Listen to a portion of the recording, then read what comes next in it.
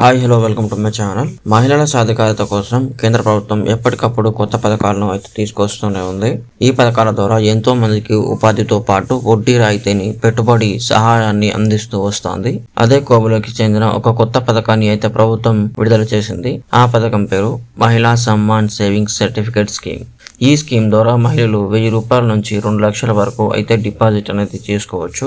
అయితే ఈ డిపాజిట్లో 7.5% వడ్డీని అయితే కేంద్ర ప్రభుత్వం మహిళలకు ఇస్తుంది. ఈ పథకాన్ని బ్యాంకులలో మరియు పోస్ట్ ఆఫీసులలో అయితే ఓపెన్ చేసుకోవచ్చు.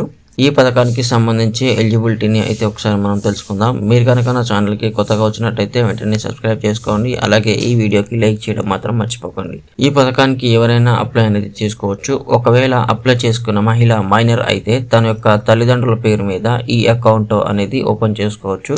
తల్లిదండ్రులు లేకపోతే తనని ఎవరైతే సంరక్షిస్తున్నారో వారి పేరు మీద అకౌంట్ అనేది ఓపెన్ చేసుకోవచ్చు. ఇలా అకౌంట్ అనేది ఓపెన్ చేసుకొని తాను 1000 రూపాయల నుంచి 2 లక్షల వరకు అయితే పెట్టుబడి అనేది పెట్టుకోవచ్చు.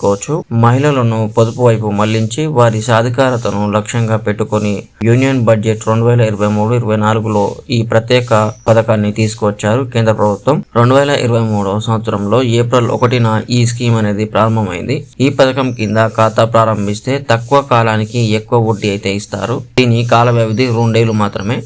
ఇది స్వల్పకాలిక ఫిక్స్డ్ డిపాజిట్ లాంటిదని చెప్పుకోవచ్చు. మార్చి 2025 వరకు దీనిలో పెట్టుబడులు పెట్టుకునే అవకాశం అయితే ఉంది.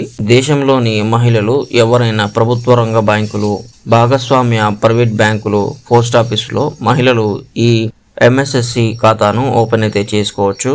ఏ వయసు వాళ్ళైనా ఇందులో పెట్టుబడి అయితే పెట్టవచ్చు. ఒకవేళ మైనర్ బాలిక అయితే చట్టబద్ధమైన సంరక్షణ పేరు మీద ఖాతా తెరిచి ప్రయోజనాలు అయితే పొందవచ్చు. ఈ మహిళా సమ్మాన్ సేవింగ్ సర్టిఫికేట్ స్కీమ్ అకౌంట్లో 1000 రూపాయల నుంచి 2 లక్షల వరకు డిపాజిట్ అనేది చేసి ప్రయోజనం అయితే పొందొచ్చు.